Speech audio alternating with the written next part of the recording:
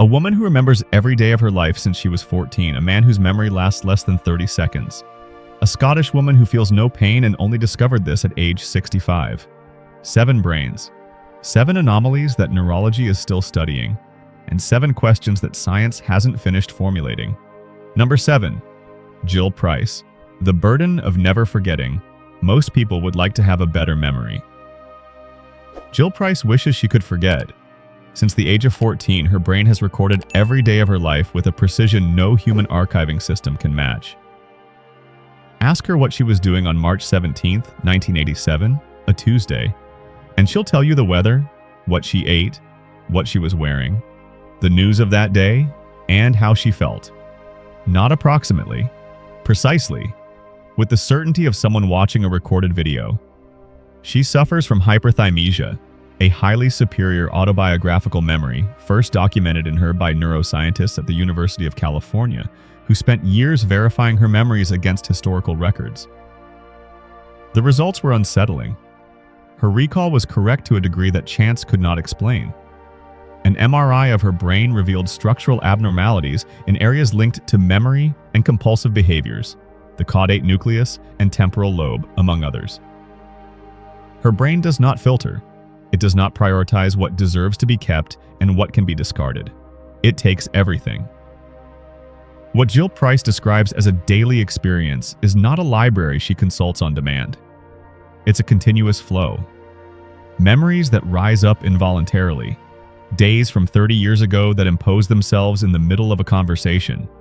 Old pains as fresh as yesterday. We forget in order to survive. Jill Price cannot. And what she experiences reveals something that neurology is beginning to measure but not yet solve. That perfect memory is not a gift. It's a condition. Stay. The rest is even more striking. Number 6. Gianna Giese. The first to survive rabies. The rabies virus kills. Not sometimes, not often, almost always. 99.99% of the time once symptoms appear. In all of documented medical history before 2004, no person had survived symptomatic rabies without having received the vaccine before clinical signs appeared. Gianna Giese was 15 when a bat bit her in a Wisconsin church. Her parents didn't think the wound was serious enough to seek immediate care. She did not receive the rabies vaccine. 1 month later, symptoms appeared: fever, fatigue. Then the neurological signs: disorientation, movement disorders, the inexorable progression of a virus attacking the nervous system, replicating along neuronal axons, making its methodical way toward the brain. Dr. Rodney Willoughby made a decision that medicine had never attempted in a documented way. Put Gina into a deep, drug-induced coma. The hypothesis was bold: shut down the brain to slow viral destruction and give the immune system time to produce antibodies before neurological damage became irreversible. 6 days in a coma, continuous antiviral drugs, and something no one could guarantee: the hope that Gina's immune system would respond quickly enough. It responded. Antibodies were detected. The virus retreated. Gianna Giese was gradually brought out of the coma. She had to relearn how to walk, talk, and coordinate her movements, but she was alive. The Milwaukee Protocol, as the procedure came to be known, has since been attempted in other cases. Results vary, but Gianna Giese remains the first, and her immune system accomplished something medicine had not yet seen as possible. Number 5. Clive Waring, waking up for the first time indefinitely. His diary is one of the strangest and most painful documents neurology has ever produced. Page after page, the same sentence repeated in a loop, with minor variations. I have just woken up for the first time. Sometimes he crosses out the previous entry and writes beside it, no, this time it really is the first time. Clive Waring was a musician, choir conductor, and medieval music expert at the BBC. In 1985, herpes encephalitis ravaged his brain, particularly the hippocampus, that central structure for forming and retrieving memories. What remained when the infection stabilized was an intact consciousness, his personality, his intelligence, his humor, locked inside a time window of 7 to 30 seconds. At each new moment, he believes he is waking from a coma. He doesn't know what time it is. He doesn't know what day it is. He doesn't know what he did 30 seconds ago. He remembers almost nothing of his life before the illness, and he records nothing of what happened since. Except one thing, his wife, Deborah. When she enters the room, his face changes. Something in him recognizes her, not through the mechanism of explicit memory, which is broken, but through something else. An emotional, unconscious memory that survived where everything else vanished. He greets her each time as if he hasn't seen her in years, because for him, that is always the case. Clive Waring can still play the piano. Procedural memory, memory for learned movements, also survived. When he sits at the keyboard, he plays, and while he plays, he is present in a way that other moments do not allow. Number 4. Shakuntala Devi. Faster than a computer.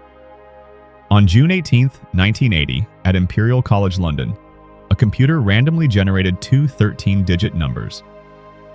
Both numbers were given to Shakuntala Devi. In 28 seconds, she dictated the result of their multiplication. A 26-digit number. Correct. The Guinness Book of Records certified the performance. But what interested neuroscientists was not the record. It was what happened inside her brain during those 28 seconds. Shakuntala Devi was Indian, born in Bangalore in 1929 into a poor family. Her father, a circus juggler, discovered her abilities when she was 3 years old. While playing cards with her, he realized she was memorizing and calculating in a way he could not explain. She had received no formal education. No one had taught her to calculate that way. What neurologists sought to understand by studying her case was how a human brain could short-circuit the standard steps of numerical processing. When we multiply two numbers, we follow a procedure. Sequential steps, each depending on the previous one, each requiring active working memory. Shakuntala Devi did not follow that path.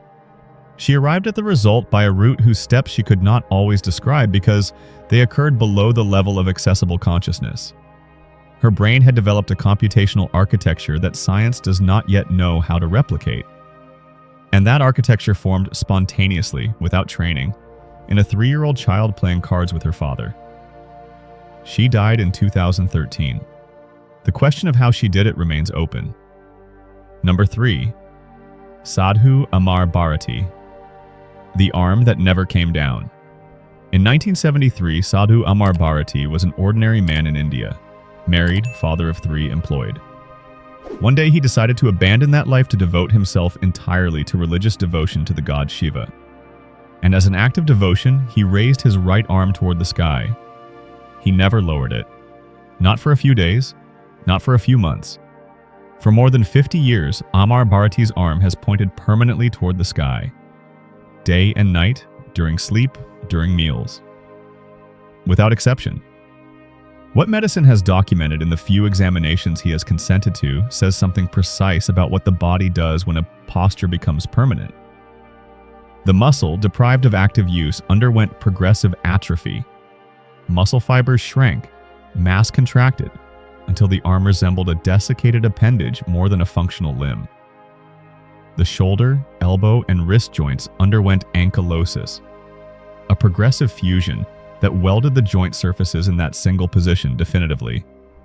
His nails have not been cut for decades. They have grown into dense spirals, each several centimeters long, coiled upon itself like an animal's horn. Removing these nails would require surgery. His arm can no longer come down. Physically, mechanically, anatomically, it is frozen. What the will began, biology finished. The religious intention has become irreversible in the tissue. Amar Bharati is interviewed from time to time by journalists. He says he has never felt pain in that arm, and that it has been a long time since he could say where devotion ends and his body begins. Number 2. James Wannerton. Every word has a taste. London tastes like cold mashed potatoes. Tuesday evokes rice pudding. James, his own name, gives him a sensation of slightly burnt caramel on his tongue. These are not poetic associations. They are not metaphors. For James Wannerton, every word heard or read instantly triggers an actual, physical, involuntary flavor and texture on his tongue, in his mouth, at the precise moment the word is processed. James is British. He has lexical gustatory synesthesia, a rare form of synesthesia in which the brain areas processing language and those processing taste are neurologically connected in a way that most human brains do not produce. When his auditory cortex receives a word, it simultaneously sends a signal to his taste circuits. The result is a cross-wired perception, hearing and taste activated by the same stimulus. He has lived with this his entire life without knowing it was abnormal. Didn't everyone taste words? No, but no one had asked him the question, and he had assumed this experience was universal. It was only when he met researchers studying synesthesia that he understood he was a documented exception in an already rare condition. The practical implications of his condition are concrete and sometimes exhausting. Conversations that give him unpleasant tastes he cannot turn off. Proper names that trigger persistent textures. Reading dense text can produce a series of flavors in such rapid succession that his taste apparatus struggles to keep up. His brain has forged a connection that standard brains do not have. And James Wannerton has always lived in this cross-wired space, where words are not only heard, they are tasted. Number 1. Joe Cameron, 65 years without knowing. And here is the one that closes this list.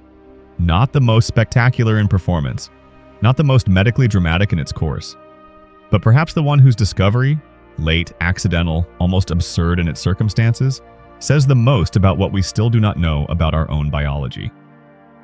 Joe Cameron was 65 when she learned that she does not feel pain. It's not that she had suffered her whole life without showing it. It's that she simply hadn't realized that what she was experiencing was different from what everyone else experiences. She would burn herself while cooking. She only knew when she smelled her own flesh. She underwent dental work without anesthesia and thought the dentist was being overly cautious. She gave birth to 2 children without notable pain during labor and thought she had simply been lucky. It was a hip surgery at age 65 that drew a doctor's attention. Her post-operative painkiller use was almost non-existent. He dug deeper. Tests followed. And what they found interested geneticists at University College London. Joe Cameron has a rare mutation in a gene called FAAH-OUT, a gene that normally regulates the breakdown of endocannabinoids, the substances the brain naturally produces to modulate pain, anxiety, and fear. Her mutation renders this gene inactive, maintaining abnormally high levels of endocannabinoids at all times. Result? No physical pain, no anxiety, almost no fear, and accelerated healing that the surgeons who operated on her observed with growing interest. This mutation could open avenues for treating chronic pain, anxiety, and PTSD. She walked around with it for 65 years without knowing, and medicine took 65 years to look in the right place. 7 brains, 7 bodies, 7 anomalies that no one had planned for, genetic, neurological, biological, and each of which forced medicine to revise what it thought it knew about the limits of the possible. What they have in common is that each of them existed long before science understood what it was looking at. If this video opened your eyes to a broader world than the one usually shown to you, subscribe. Next time, it goes even further. So ends our journey to the heart of the extraordinary and the real. I hope these stories affected you as much as they affected me. And before you go, take a good look at this intriguing image you see on screen. It was sent to me by a loyal subscriber of the channel. Many thanks to him for this truly surprising share.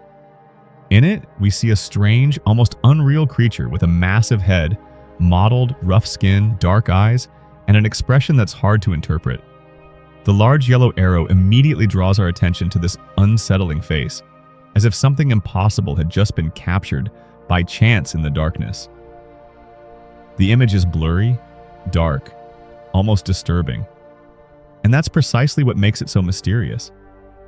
Is it an unknown creature, an illusion, a hoax, or just a misunderstood image?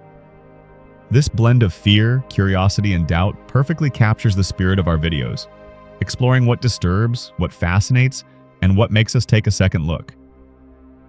To continue diving into these mysteries, I invite you now to watch one of the 2 videos displayed on the screen. Don't leave without choosing one. The mystery awaits.